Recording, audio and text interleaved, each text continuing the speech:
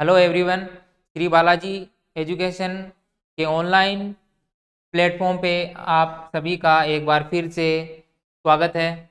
आज फंडामेंटल का टॉपिक है हेमरेज। फंडामेंटल का टॉपिक है हेमरेज, इसके बारे में डिस्कशन करेंगे कि क्या टाइप होते हैं, कैसे ब्लीडिंग होती है, इसका फर्स्ट एड मैनेजमेंट क्या होता है, तो वो सब डिस्कशन करेंगे। सबसे पहले है हेमरेज। हेमरेज का हिंदी मीनिंग होता है रक्तस्राव। हिंदी में इसका मीनिंग होता है रक्तस्राव। और उसको एक अदर नाम से भी और जानते हैं अपन, हेमरेज को ब्लीडिंग भी बोल सकते हैं। ब्लीडिंग बोल सकते हैं। ब्लीडिंग का मतलब हो गया खून का बहना। खून का बहना, इसका एक और मीनिंग हो गया खून का बहना। ब्लीडिंग का मतलब हो गया खून का बहना। तो loss of blood from the body, loss of loss loss of blood from the body, loss of blood from the body, यानी बॉडी के अंदर से ब्लड का लॉस हो जाना। तो बॉडी यानी शरीर, बॉडी यानी शरीर, शरीर के अंदर से ब्लड का क्या होना, लॉस हो जाना। ब्लड यानी रक्त यानी खून, कुछ भी बोल सकते हैं हिंदी में। तो उसका लॉस हो जाना क्या कहलाता है, उसका लॉस हो जाना, उसकी हानि हो जाना, उसकी हानि हो जाना क्या कहलाता है, ब्लीडिंग कहलाती है। तो bleeding loss of the blood from the body, तो बॉडी से क्या हो जाना, ब्लड का लॉस हो जाना क्या कहलाता है, ब्लीडिंग कहलाता है। उसके बाद में नेक्स्ट में है आपके due to injury in the accident, due to injury the accident,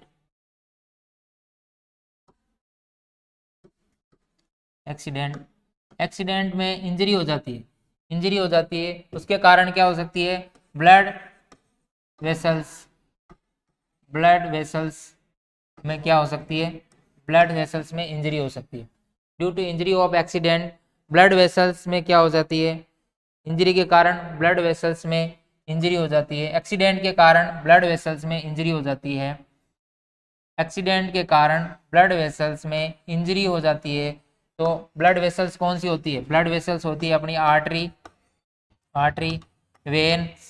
veins और कैपिलरी यानी जो आर्टरी, वेन और कैपिलरी होती है। आर्टरी हिंदी में होता है धमनी, सिरा और कणिकाएं, कैसिकाएं। तो ये जो होती है, इनमें अगर कैपिलरीज में अगर रप्चर हो जाती है, यानी ये फट जाती है, ये क्या हो जाती है, रप्चर हो जाती है, तो ब्लीडिंग हो सकती है। तो क्या हो सकती है, ब्लीडिंग हो सकती है। इनके कारण क्या हो सकती है, ब्लीडिंग हो सकती है। तो जब कोई भी एक्सीडेंट होने के कारण इंजरी हो जाती है, तो उसके कारण ब्लड वेसल्स रप्चर हो जाती है, जिसे आर्टरी, वेन, कैपिलरी, इनमें रप्चर होने के कारण क्या हो सकती है, ब्लीडिंग हो सकती है। तो क्या बोलते हैं, कोई भी दुर्घटना में चोट के कारण, हिंदी में इसको ऐसा बोल सकते हैं, कोई भी दुर्घटना में चोट के कारण, यानी कोई भी दुर्घटना में चोट के कारण उसके ब्लड वेसल्स यानी सिरा, धमनी, आर्टरी में रप्चर हो जाए, फट जाए, तो उसके कारण परिणाम स्वरूप क्या हो सकती है, ब्लीडिंग हो सकती है। कोई भी दुर्घटना वर्ष इंजरी हो जाए तो उसके कारण आर्टरी और वेन और कैपिलरीज में रप्चर हो जाता है, ब्लड वेसल्स में रप्चर हो जाता है, तो उसके परिणाम स्वरूप ब्लीडिंग होती है, उसे ब्लीडिंग कहते हैं। तो यह हो गया ब्लीडिंग। उसके बाद में अपनी बॉडी के अंदर क्या आता है, जो फ्लूइड होता है, जो बॉडी के अंदर जो रक्त होता है वो क्या होता है, एक फ्लूइड होता है। रक्त क्या होता है, ब्लड क्या होता है, ब्लड क्या है, एक फ्लूइड है जो कि क्या किससे मिलकर बना होता है, आरबीसी और डब्ल्यूबीसी, इन सब से मिलकर बना होता है। तो आरबीसी, डब्ल्यूबीसी, प्लेटलेट्स और plasma, RBC, WBC, platelets, plasma, इन सब से मिलकर बना होता है। जब बॉडी से फ्लूइड का लॉस हो जाता है तो व्यक्ति क्या हो सकता है, डिहाइड्रेट हो सकता है। और ये जो ब्लड है, ये जो ब्लड है ये क्या करता है, ऑक्सीजन को कैरी करता है और अपने बॉडी के अंदर ऑक्सीजन को बॉडी में पहुंचाने का काम करता है, और CO2 को क्या करता है, बाहर निकालता है। तो ऑक्सीजन को कैरी करता है और अपनी बॉडी में क्या, पूरी बॉडी में पहुंचाता है, और CO2 को क्या कर देता है, बाहर निकाल देता है। उसके बाद में नेक्स्ट है कि जो effect of haemorrhage of the body, क्या इफेक्ट पड़ेगा अगर बॉडी में हेमरेज हो जाएगा। Effect of bleeding, effect of bleeding in the body या on the body, on body, body के ऊपर क्या इफेक्ट पड़ेगा जब ब्लीडिंग हो जाएगी, तो बॉडी के ऊपर क्या इफेक्ट पड़ेगा, रक्त स्राव पर शरीर का क्या प्रभाव पड़ेगा, इससे क्या हो जाएगा, इससे क्या, अगर ब्लीडिंग होगी अगर, तो ब्लड वॉल्यूम जो था, ब्लड का वॉल्यूम क्या हो जाएगा, ब्लड क्या हो जाएगा, कम हो जाएगा, तो उसका वॉल्यूम भी कम हो जाएगा, वॉल्यूम कम हो जाएगा। तो उसके कारण क्या हो सकता है, हाइपोवोलीमिया हो सकता है, हाइपोवोलीमिया हो सकता है, हाइपोवोलीमिया हो सकता है। और हाइपोवोलीमिया होने के कारण क्या हो सकता है, शॉक हो सकता है बॉडी के अंदर, जो हाइपोवोलीमिक शॉक कहलाते हैं, मिक्स शॉक कहलाते हैं। और इनके कारण क्या हो सकता है, अगर बॉडी में फ्लूइड कम हो गया, बॉडी में फ्लूइड कम हो गया तो क्या हो जाएगा, हार्ट रेट कम हो जाएगी, है ना। और क्या हो जाएगा, हाइपोटेंशन हो जाएगा, हाइपोटेंशन हो जाएगा। हाइपोटेंशन का मतलब है बीपी कम हो जाएगी, बीपी क्या हो जाएगी, बीपी कम हो जाएगी, है ना, बीपी कम हो जाएगी, हाइपोटेंशन हो जाएगा, डिहाइड्रेशन हो जाएगा, यानी बॉडी के अंदर फ्लूइड लॉस होने के कारण डिहाइड्रेशन हो जाएगा। और पल्स रेट क्या हो जाएगी, पल्स रेट इंक्रीज हो जाएगी, इंक्रीज हो जाएगी, पल्स रेट क्या हो जाएगी, बढ़ जाएगी, बढ़ जाएगी पल्स रेट। पल्स रेट बढ़ने को क्या कहते हैं, टेकीकार्डिया कहते हैं, टेकीकार्डिया, टेकीकार्डिया कहते हैं। पल्स रेट बढ़ने को क्या कहते हैं, टेकीकार्डिया कहते हैं। तो टेकीकार्डिया हो जाएगा। ये आपको देखने के, ये ब्लीडिंग होने पर ये सिम्टम आपको देखने के लिए मिलेंगे, ब्लीडिंग होने के कारण ये हो सकता है। और जो है वाइटल ऑर्गन है, तो ऑक्सीजन की सप्लाई क्या हो जाएगी, O2 की सप्लाई क्या हो जाएगी, कम हो जाएगी, क्योंकि ब्लड ही क्या करता है, O2 की सप्लाई करता है, तो O2 की सप्लाई कम हो जाएगी, है ना, O2 की सप्लाई जो है वो कम हो जाएगी। और बॉडी के अंदर O2 की सप्लाई कम होगी तो शॉक आने के चांसेस है ना, तो क्या होने के चांसेस है, शॉक आने के चांसेस है, शॉक, शॉक अगर हो जाएगा तो धीरे धीरे पेशेंट कोमा में जा सकता है, और क्या हो सकती है, डेथ हो सकती है, पेशेंट की डेथ हो सकती है। तो इस चीज़ को ध्यान में रखना है, ब्लीडिंग होने से क्या क्या हो सकता है, ब्लीडिंग होने से क्या हो सकता है, ब्लीडिंग होने से तो क्या बॉडी के अंदर फ्लूइड कम हो जाता है, सबसे पहला इंपॉर्टेंट है, फ्लूइड का क्या हो जाता है, फ्लूइड कम हो जाता है, जिसके कारण डिहाइड्रेशन हो जाता है, और ब्लड का वॉल्यूम कम हो जाएगा तो हाइपोवोलीमिया हो जाएगा, हाइपोवोलीमिक शॉक होने के चांसेस रहते हैं। और उसके कारण क्या हो जाएगी, आपको टेकीकार्डिया देखने को मिलेगा, हाइपोटेंशन हो जाएगी, बीपी कम हो जाएगी, है ना, बीपी कम हो जाएगी और टेकीकार्डिया को देखने को मिलेगा, ये कंडीशन हो सकती है। तो नेक्स्ट है आपके type of haemorrhage, type of haemorrhage, type of bleeding, यानी टाइप्स ऑफ ब्लीडिंग, ब्लीडिंग के क्या क्या टाइप्स होते हैं। तो सबसे पहले है सीवियरिटी के आधार पे क्या क्या टाइप हो सकते हैं। तो सबसे पहला आपके है type of on the basis of severity, on the basis of severity, severity के आधार पर, सीवियरिटी के आधार पे दो टाइप के हो सकते हैं। फर्स्ट है जो सीवियरिटी के आधार पे अलग अलग टाइप के हो सकते हैं, तो दो टाइप के हो सकते हैं सीवियरिटी के आधार पर, सीवियरिटी के आधार पर माइनर और सीवियर, माइनर और सीवियर हो सकता है, माइनर हो सकता है और सीवियर हो सकता है, माइनर हो सकता है और सीवियर हो सकता है। तो माइनर के अंदर क्या होता है, माइनर के अंदर जो छोटी सी इंजरी हो जाती है, छोटी छोटी घाव हो, छोटा सा वुंड हो जिसमें ब्लड कम लॉस होता है, जिस इसके अंदर क्या होता है, छोटी सी इंजरी हो, स्मॉल इंजरी, स्मॉल इंजरी हो जाती है,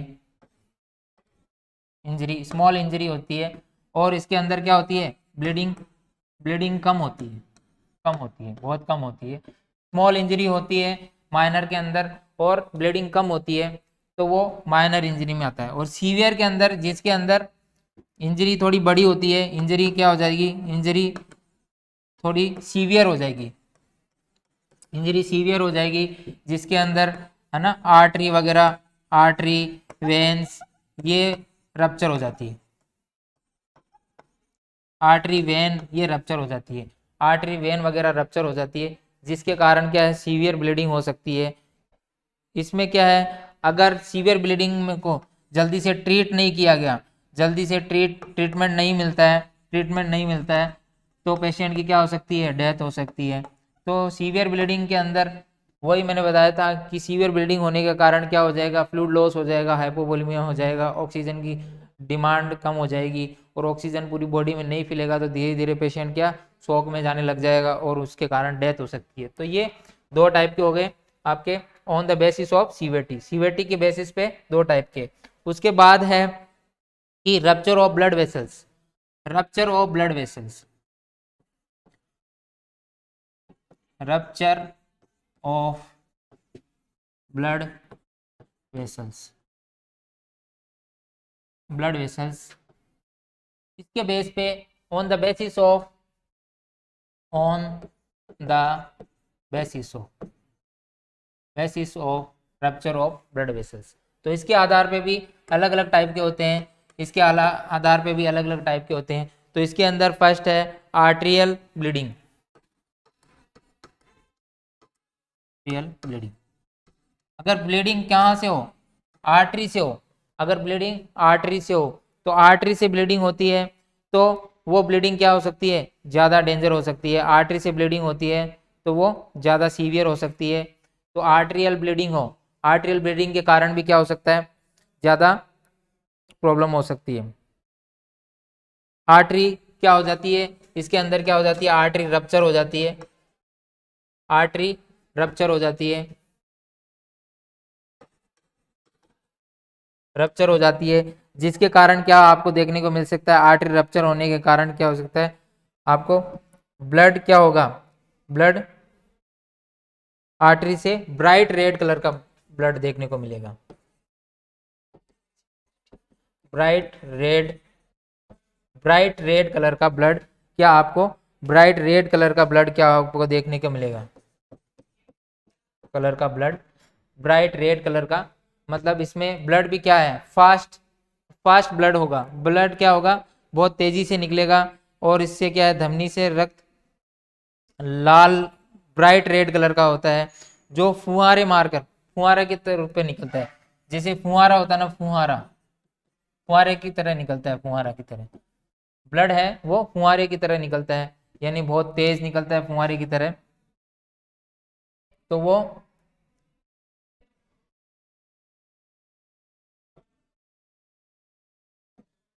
फुहारे की तरह तेज निकलता है।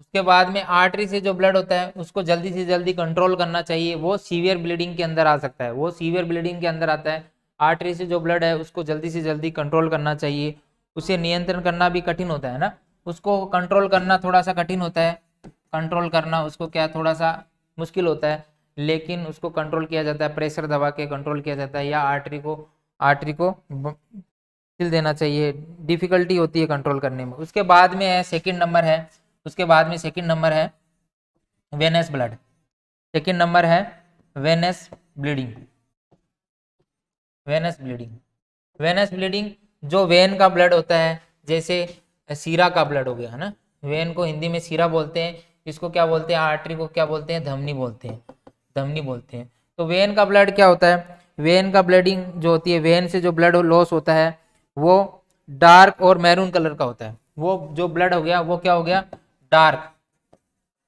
डार्क एंड मैरून कलर का होता है, डार्क और क्या होता है, मैरून कलर का जो ब्लड होता है, डार्क और मैरून कलर का जो ब्लड होता है, डार्क और मैरून कलर का जो ब्लड हो सकता है।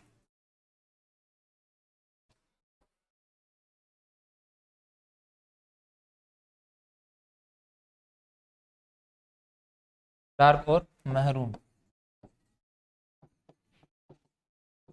कलर का ब्लड हो सकता है, थोड़ा डार्क और मैरून कलर का ब्लड हो सकता है। और ये थोड़ा आर्टरी से थोड़ा स्लो होता है ना, आर्टरी से थोड़ा स्लो ब्लीडिंग होती है इसकी, आर्टरी से थोड़ी स्लो ब्लीडिंग होती है। और इसका ब्लड क्या होता है, लगातार एक समान ही रहता है, मतलब जो लगातार इसका ब्लड है लगातार एक समान ही ब्लीडिंग होती रहती है इसकी, लगातार सेम ही ब्लीडिंग होती रहती है।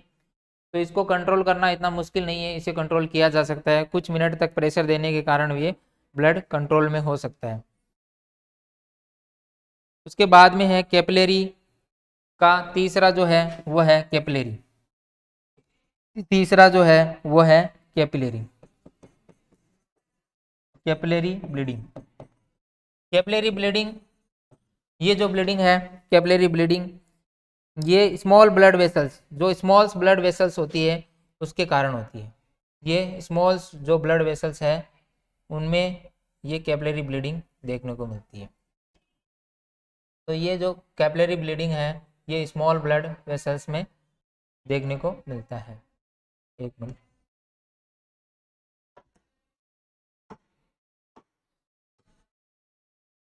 तो स्मॉल कैपिलरी ब्लीडिंग ये स्मॉल वेन्स में देखने को मिलता है। इसमें इसमें क्या होता है, पुजिंग होती है।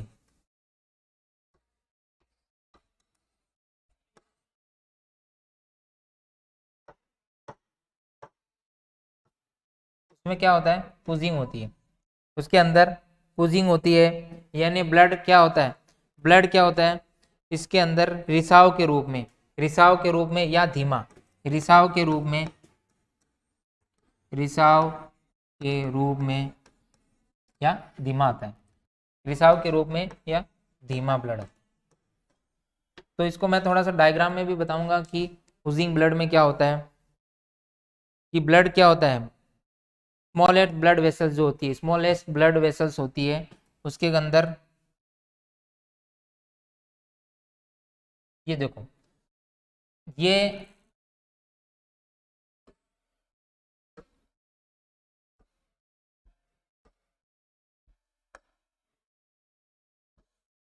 ये है कैपिलरी ब्लीडिंग।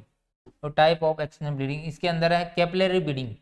कैपिलरी से अगर ब्लीडिंग ऐसे होती है तो slow oozing easily control stop spontaneously, ये क्या होती है, स्लो ऊजिंग होती है, स्लो ऊजिंग, स्लो ऊजिंग। और इजीली कंट्रोल, कंट्रोल इजीली की जा सकती है, कंट्रोल की जा सकती है इजीली। जो कैपिलरी से ब्लीडिंग होती है वो इजीली क्या कर किया जा सकता है, कंट्रोल किया जा सकता है, उसको इजीली उसको कंट्रोल किया जा सकता है।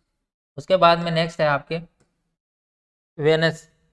वेनस के अंदर मैंने बताया था सेडी फ्लो होता है, वेनस के अंदर सेडी फ्लो होता है, ईजियर टू कंट्रोल, उसको कंट्रोल करना भी, इसको भी, उसको सबसे इजी है कंट्रोल करना, लेकिन इसको भी थोड़ा इजी है ना, easier to control, easier to control, control, इसको भी कंट्रोल करना थोड़ा इजी है। उसके बाद में है लो प्रेशर, इसका जो प्रेशर होता है वो भी लो होता है। और जो आर्टरी का होता है वो रैपिड और क्या रहता है, प्रोफेस रहता है, रैपिड रहता है, उसकी ब्लीडिंग बहुत तेज़ रहती है, उसकी ब्लीडिंग बहुत तेज़ रहती है। जो आर्टेरियल ब्लड लॉस होता है, देखो यहाँ पे ये डायग्राम में बताया हुआ है, ये क्या है कैपिलरी का है, छोटी कैपिलरी, ये वेन्स का है और ये आर्टरी का ब्लड है। तो आर्टरी का जो ब्लड होता है वो रैपिड ब्लड लॉस होता है और इसको कंट्रोल करना थोड़ा मुश्किल होता है और मोस्ट डिफिकल्ट टू कंट्रोल, है ना, इसी में यही लिखा है कि मोस्ट डिफिकल्ट टू कंट्रोल। और ये क्या है, आर्टरी से, आर्टरी का जो ब्लड होता है जो हार्ट से सीधा एरोटा से क्या बॉडी के, इसके अंदर भी ऑक्सीजन बहुत ज़्यादा होती है, ऑक्सीजन ज़्यादा होती है जिसके कारण ऑक्सीजन की डिमांड कम हो जाती है। और आर्टियल ब्लीडिंग को अगर कंट्रोल नहीं किया गया तो डेथ होने के बहुत ज़्यादा चांस है, जल्दी डेथ हो सकती है। तो ये मैंने बताया, ये है। उसके बाद में नेक्स्ट है आर्टियल ब्लीडिंग हो गया, कैपिलरी ब्लीडिंग हो गया, और हो गया on the basis of body surface. तीसरा जो टाइप है इसके अंदर कि on the basis of body surface, body surface के अकॉर्डिंग ये कितने टाइप के होते हैं? तो ये बॉडी सरफेस के अकॉर्डिंग ये 2 टाइप के होते हैं। सबसे पहला है इंटरनल और external. Internal bleeding, internal bleeding, और सेकंड है external, external bleeding. Internal bleeding और एक्सटर्नल ब्लीडिंग ये 2 टाइप की होती है।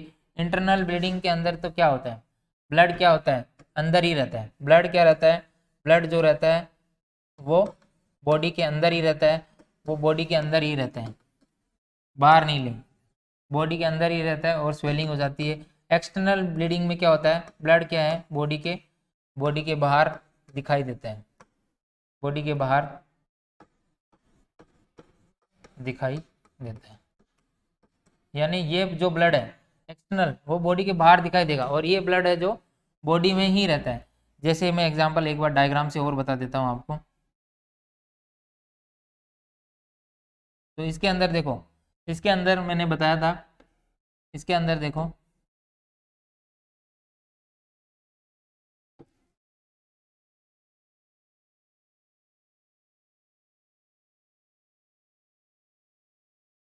इसमें देखो एक्सटर्नल ब्लीडिंग में ऐसे ब्लड आता हुआ दिखाई देगा, बाहर की तरफ ब्लड आ रहा है, देखो ब्लड आ रहा है ना, ब्लड इसके अंदर बाहर की तरफ आ रहा है। लेकिन इंटरनल ब्लीडिंग में जो स्किन है वो क्या हो जाती है, ब्लू हो जाती है, स्किन ब्लू हो जाती है और ब्लड बाहर की तरफ नहीं आता और स्वेलिंग आ जाती है, स्किन नीली पड़ जाती है। ये आपको देखने को मिलता है। प्रकार के ब्लड में क्या रहता है, इंटरनल ब्लीडिंग में ब्लड अंदर ही रहता है, और क्या रहता है, ब्लड क्या है इनसाइड द बॉडी, और जो है वो दिखाई नहीं देता। और एक्सटर्नल ब्लीडिंग में क्या आता है, when the blooding on the surface of the body directly visible. इसमें क्या होती है, बॉडी के सरफेस पे रहता है और इसमें ब्लड दिखाई देता है। तो ये आपको देखने को मिलता है इसके अंदर। अब अपन इंटरनल ब्लीडिंग को डिटेल में पढ़ेंगे, इंटरनल ब्लीडिंग क्या होती है। इंटरनल ब्लीडिंग को हम डिटेल में पढ़ेंगे। इंटरनल ब्लीडिंग,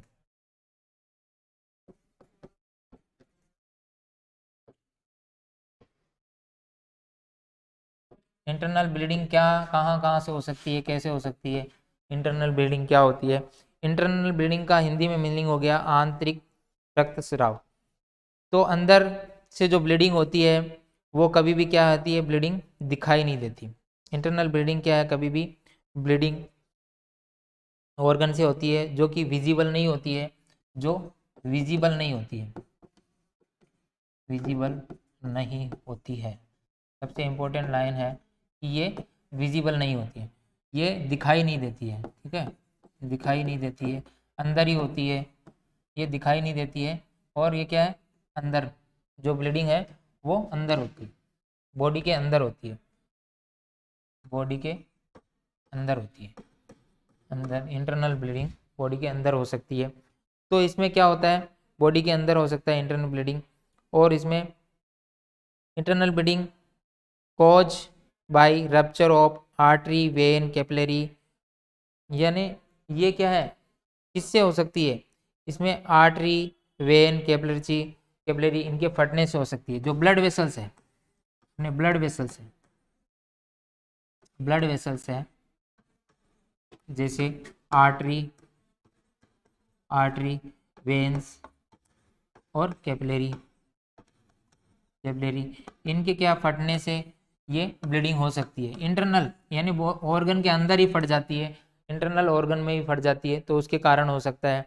तो इसके अंदर जैसे बॉडी की जो कैविटी होती है, बॉडी में कैविटी होती है, कैविटी, कैविटी होती है, जैसे स्कल की कैविटी होती है, स्कल में अगर इंजरी हो गई तो वो ब्लीडिंग हो सकती है, इंटरनल ब्लीडिंग हो सकती है, स्कल में हो गई तो स्कल में ब्लीडिंग, इंटरनल स्कल में चोट लगी तो इंटरनल ब्लीडिंग हो सकती है। और अदर पार्ट में अगर इंजरी हो गई तो वहाँ पे भी क्या हो सकती है, तो लग सकती है।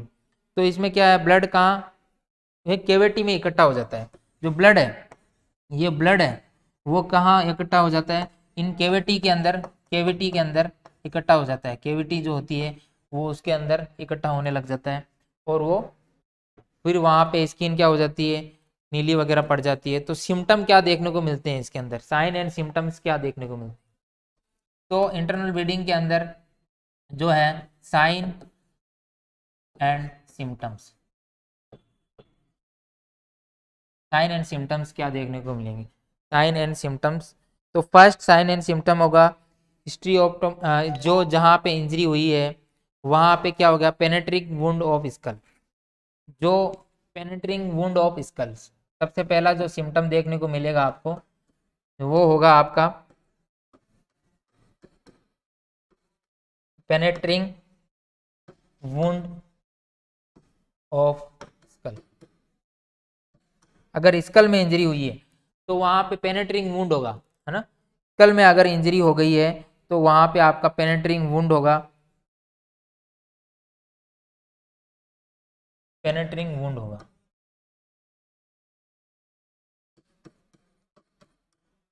पेनेट्रिंग वुंड होगा। अगर चेस्ट में इंजरी हो गई है तो चेस्ट पे भी हो सकता है ना, स्कल और चेस्ट, यहाँ पे पेनेट्रिंग वुंड हो सकता है। अगर यहाँ पे ट्रोमा हो गया या फिर एब्डोमन पे हो गया, है ना, एब्डोमन पे हो गया, तो यहाँ जहाँ पे भी होगा वहाँ पेनेट्रिंग वुंड हो जाएगा, वहाँ पे घाव हो जाएगा, वुंड हो जाएगा, घाव हो जाएगा। उसके बाद में नेक्स्ट जो सिम्टम देखने को मिलेंगे आपको, पेनेट्रिंग वुंड के बाद में स्वेलिंग हो सकती है, स्वेलिंग। उसके बाद में पेन हो सकता है ना, जहाँ पे इंजरी होगी वहाँ पे स्वेलिंग हो सकती है, पेन हो सकता है, वहाँ पे स्वेलिंग और पेन हो सकता है। वो कहाँ पे, अफेक्टेड एरिया जहाँ पे इंजरी हुई है, वो अफेक्टेड एरिया, जो अफेक्टेड एरिया है वहाँ पे, जहाँ पे चोट लगी है, इंजरी लगी है, वहाँ पे क्या होगा, स्वेलिंग हो जाएगी, पेन हो जाएगा। और उसके बाद में फ्रैक्चर हो सकता है, फ्रैक्चर हो सकता है। अगर लॉन्ग बोन में इंजरी हो जाती है, लॉन्ग बोन, है ना, लॉन्ग बोन वगैरह में इंजरी हो जाती है, बड़ी इंजरी हो जाती है, तो वहाँ ब्लीडिंग हो सकती है। ओपन फ्रैक्चर में मैंने पढ़ाया था आपको कि ओपन फ्रैक्चर होता है, उसके अंदर क्या हो सकती है, ब्लीडिंग। ओपन फ्रैक्चर में बोन बाहर की तरफ निकल जाती है, तो साथ में क्या, ब्लीडिंग भी हो सकती है। तो लॉन्ग बोन जो है अपनी, लॉन्ग बोन होती है, फीमर बोन होती है, फीमर बोन होती है लॉन्ग बोन, जो थाई की बोन होती है, वहाँ से क्या हो सकता है, ब्लीडिंग वगैरह हो सकती है। नेक्स्ट जो सिम्टम है आपको देखने को मिलेंगे, उसके अंदर क्या हो सकता है, उसकी नेक्स्ट जो सिम्टम आपको देखने को मिलेंगे, पेशेंट को ब्लीडिंग होने के बाद में क्या हो सकता है, ब्लीडिंग फ्रॉम, और ब्लीडिंग कहाँ कहाँ से हो सकती है, ब्लीडिंग, ब्लीडिंग फ्रॉम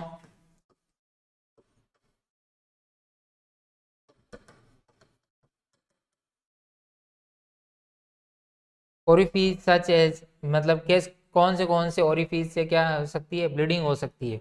ओरिफिस का मतलब यहाँ आ गया कैविटीज जो होती है, यानी जो सच एज, जैसे नोज हो सकता है, एग्जाम्पल के तौर पे नोज से ब्लीडिंग हो सकती है, ईयर से ब्लीडिंग हो सकती है ना, ईयर से ब्लीडिंग हो सकती है, क्योंकि जहाँ पे चोट लगती है वहाँ से नहीं होती है। यहाँ क्या हो गया, इंटरनल ब्लीडिंग होने पे दूसरे रास्ते से जो है क्या, ब्लड इकट्ठा हो जाता है, तो वो वहाँ से आ सकता है।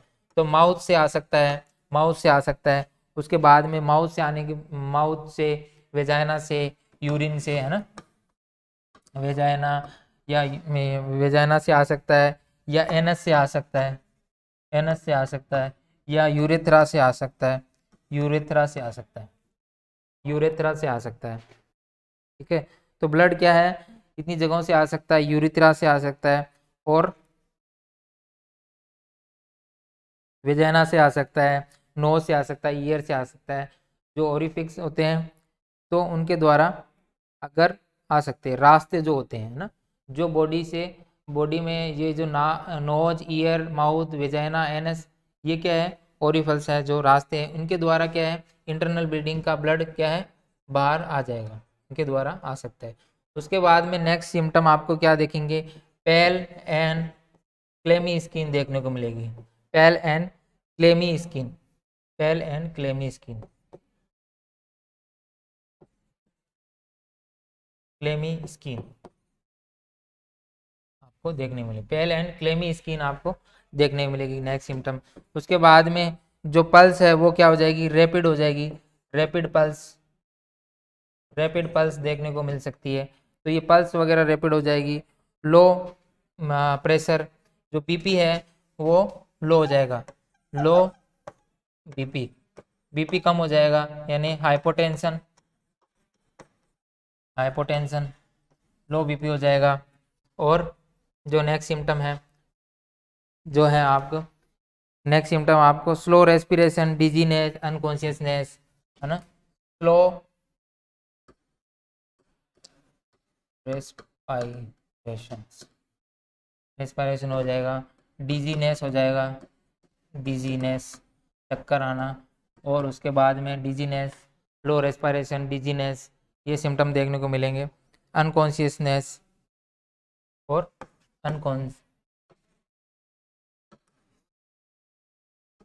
अनकॉन्शियसनेस यानी बेहोश, बेहोश, ये भी आपको सिम्टम देखने को मिलेंगे। तो ये सिम्टम्स आपको इंटरनल ब्लीडिंग के अंदर देखने को मिल सकते हैं। अगर इंटरनल ब्लीडिंग है तो उसको फर्स्ट एड मैनेजमेंट क्या करना चाहिए। अब है फर्स्ट एड मैनेजमेंट क्या करना चाहिए। First aid management, internal bleeding है तो उसका फर्स्ट एड मैनेजमेंट क्या क्या करना चाहिए। तो उसका फर्स्ट एड मैनेजमेंट क्या कर सकते हो। तो सबसे पहले क्या करना चाहिए, पेशेंट को लेटाएं और उसके उसके पैरों के नीचे तकिया या कंबल पिलो लगा दें और हेड को हल्का सा ऊपर उठा दें। और उसके क्या पेशेंट को क्या करते हैं, सबसे पहले पेशेंट को क्या करें, पेशेंट को सुपाइन पोजीशन में लेटा दें, सुपाइन पोजीशन में लेटा दें। उसके हेड के नीचे, के हेड यानी सर के नीचे क्या लगा दें, पिलो लगा दें, पिलो। और पिलो या पिलो नहीं है तो आप कंबल लगा सकते हैं, कुछ भी लगा दें। और ब्लीडिंग हो रही है तो वो क्या हो जाएगी, ब्लीडिंग क्या हो जाएगी, बॉडी में ब्लड सप्लाई की क्या हो जाएगी, ब्लड सप्लाई की पूर्ति हो जाएगी, ब्लड सप्लाई अच्छे से हो जाएगा। ठीक है, तो ये आप कर सकते हो। उसके बाद में जो नेक्स्ट है आपको क्या करना चाहिए, नेक्स्ट पेशेंट को क्या है, लूज क्लॉथ्स, पेशेंट को जो क्लॉथ है वो क्या कर देने चाहिए, लूज क्लॉथ्स। पेशेंट की क्लॉथ को क्या है, क्लॉथ को क्या कर देना चाहिए, लूज लूज कर देना चाहिए, जिससे क्या उसे सफोकेट नहीं हो। और उसको कंफर्टेबल पोजीशन प्रोवाइड करनी चाहिए, कम उसको क्या करना चाहिए, कंफर्टेबल पोजीशन, उसको जो पोजीशन है वो कंफर्टेबल प्रोवाइड करनी चाहिए, जिससे क्या उसे आराम से है। और उसे ब्लैंकेट वगैरह उड़ा देना चाहिए, ब्लैंकेट वगैरह क्या करना चाहिए, ब्लैंकेट ब्लैंकेट उड़ा देना चाहिए, जिससे पेशेंट को क्या है, वार्म मिल सके, गर्म हो सके, पेशेंट क्या हो सके, वार्म हो सके। ब्लैंकेट उड़ा देना चाहिए जिससे क्या है, पेशेंट, वार्म का मतलब है यहाँ गर्माहट, पेशेंट को वार्म हो सके या गर्माहट मिल सके, गर्माहट। उसके बाद में ब्लैंकेट उड़ाने के बाद में पेशेंट का असेसमेंट करना चाहिए और जल्दी जल्दी नेक्स्ट पेशेंट का क्या करना चाहिए, असेसमेंट करना चाहिए, पेशेंट का क्लोजली असेसमेंट करना चाहिए, उसकी रेस्पिरेटरी प्रॉब्लम तो नहीं है और उसके कोई श्वसन दर वगैरह ये चेक करनी चाहिए। पेशेंट के क्या करने चाहिए, vital sign vital sign check करने चाहिए। उसकी पल्स, रेस्पिरेशन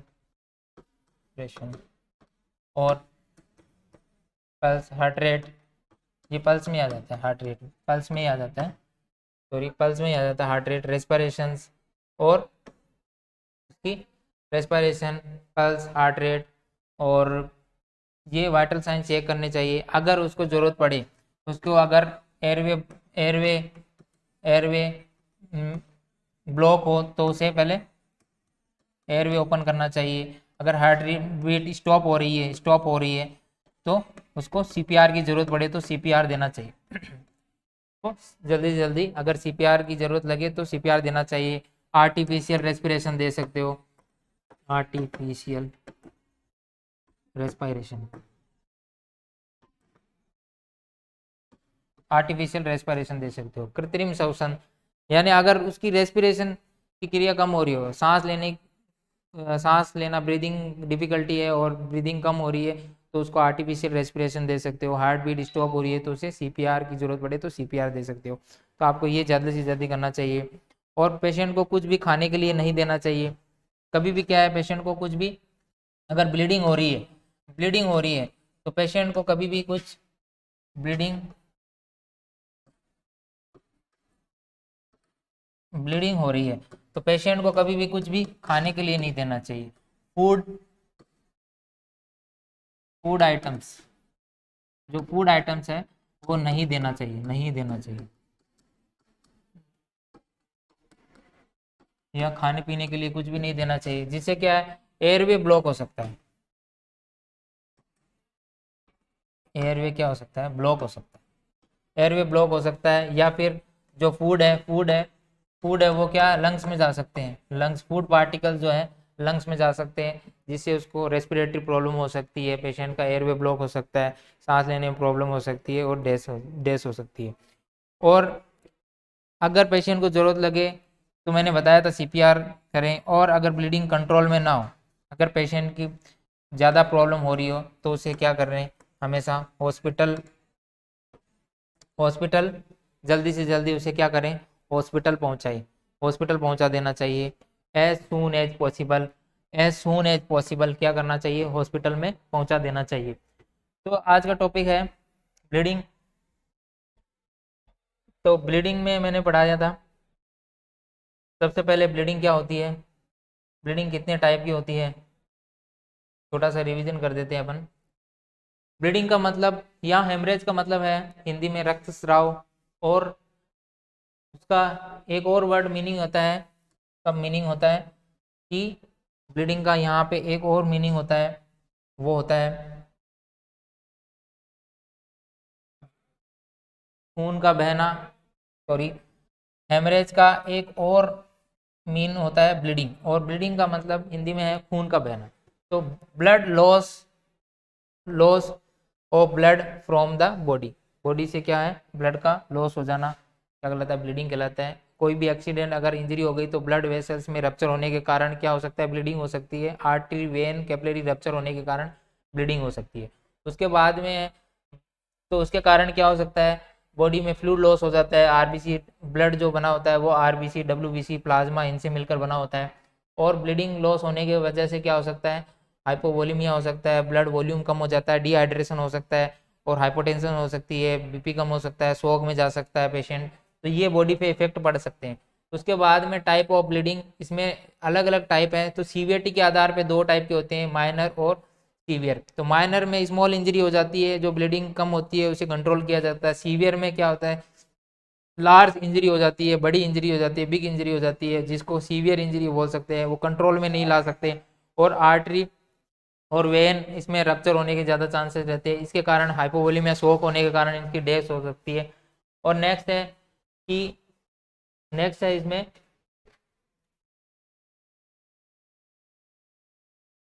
नेक्स्ट है आपका इसमें on the basis of blood vessels के आधार पे ये तीन टाइप के होते हैं। ब्लड वेसल्स के आधार पे ये कितने तीन टाइप के होते हैं। तो ये ब्लड वेसल्स के आधार पहला है आर्ट्रियल और उसके बाद में है दूसरा है आर्ट्रियल ब्लीडिंग, जिसमें आर्टरी रप्चर हो जाती है, जो ब्राइट रेड कलर की ब्लीडिंग हो सकती है और वो कंट्रोल में लाना उससे थोड़ा मुश्किल होता है। वेनस ब्लीडिंग के अंदर सीरा की ब्लीडिंग हो जाती है, डार्क मैरून कलर की ब्लीडिंग हो सकती है, उसे थोड़ा इजीली आर्टरी के मुकाबले थोड़ा इजी होता है कंट्रोल में लाना। उसके बाद में कैपिलरी ब्लीडिंग, ये जो होती है उसके अंदर ऊजिंग हो जाती है और ये थोड़ा रिसाव के रूप में ब्लीडिंग होती है, धीमी ब्लीडिंग होती है, इसे बहुत जल्दी से कंट्रोल में लाया जा सकता है, ईजिली कंट्रोल में लाया जा सकता है। उसके बाद में नेक्स्ट है on the basis of body surface. तो दो बॉडी सरफेस के अकॉर्डिंग दो टाइप की होती है, इंटरनल और एक्सटर्नल। तो इंटरनल ब्लीडिंग, जो ब्लीडिंग ब्लड क्या है बॉडी के अंदर ही रहता है और वहाँ पे दूसरे ओरिफिस के द्वारा ब्लड बाहर निकल सकता है, मगर जहाँ पे इंजरी होती है वहाँ से ब्लड नहीं निकलता है, तो वो इंटरनल ब्लीडिंग। और एक्सटर्नल ब्लीडिंग में क्या होता है, ब्लड दिखाई देता है, जहाँ पे इंजरी होती है वहाँ कट लग गया या वहाँ पे ब्लड आता हुआ दिखाई देगा तो एक्सटर्नल ब्लीडिंग में आएगा। अब एक्सटर्नल ब्लीडिंग को अपन ने इंटरनल ब्लीडिंग को थोड़ा सा डिटेल में पढ़ा कि इसमें ब्लड नहीं दिखाई देता है, इसके अंदर आर्टरी वेन्स वगैरह रप्चर हो सकती है, स्कल्स वगैरह में इंजरी होने के कारण क्या है ओरिफेल्स के द्वारा बॉडी ब्लड है वो बाहर निकलता है। तो इसके अंदर साइन सिम्टम देखने को मिलेंगे। पेनेट्रिंग वुंड ऑफ द स्कल्स, यानी कुछ पेनेट्रिंग वुंड हो जाएगा, धसा हुआ दिखाई देगा, चेस्ट पे हो सकता है, एब्डोमेन से हो सकता है, वहाँ नीला स्किन नीली पड़ जाएगी, और स्वेलिंग हो सकती है, पेन हो सकता है अफेक्टेड एरिया में, फ्रैक्चर हो सकता है, अगर लॉन्ग बोन में हो गया तो वहाँ पे फ्रैक्चर हो सकता है। उसके बाद में ब्लीडिंग फ्रॉम ओरिफल्स, वहाँ ब्लीडिंग ओरिफल से आती हुई दिखाई देगी, जैसे जो रास्ते हैं बॉडी में, तो nose, ear, mouth, vagina, anus, urethra, इनके द्वारा ब्लीडिंग आती हुई दिखाई देगी। पेल एंड क्लेमी स्किन हो सकती है, रैपिड पल्स हो सकती है, बीपी लो हो सकता है, हाइपोटेंशन हो सकता है, ये सिम्टम देखने को मिलेंगे। स्लो रेस्पिरेशन, डिजीनेस, अनकॉन्शियसनेस, बेहोश हो सकता है। मैनेजमेंट में सबसे पहले पेशेंट को सुपाइन पोजीशन में लेटा देंगे, सर के नीचे पिलो वगैरह लगा सकते हैं, ब्लड सप्लाई क्या अच्छी हो जाएगी उसके अकॉर्डिंग। तो और अगर पेशेंट को लूज क्लॉथ्स वगैरह पहना देना है, क्लॉथ्स जो टाइट है उनके लूज कर देना है, कंफर्टेबल पोजीशन में पेशेंट को लेटा देना है, और उसको क्या है ब्लैंकेट वगैरह दे सकते हैं गर्माहट देने के लिए। उसके बाद में ब्लीडिंग अगर पेशेंट को हो रही तो कोई फूड आइटम नहीं देना चाहिए, कोई भी फूड आइटम देंगे तो एयरवे ब्लॉक हो सकता है, फूड आइटम कभी भी नहीं देना चाहिए। पेशेंट को जल्दी से जल्दी हॉस्पिटल पहुंचा देना है। अगर सीपीआर की जरूरत हो तो पेशेंट को सीपीआर देना चाहिए, तो पेशेंट को सीपीआर देना चाहिए। तो thank you so much. Class को लाइक करें, सब्सक्राइब करें चैनल को, एंड बेल आइकन को जरूर दबा के रखें नेक्स्ट क्लास देखने के लिए। Thank you so much.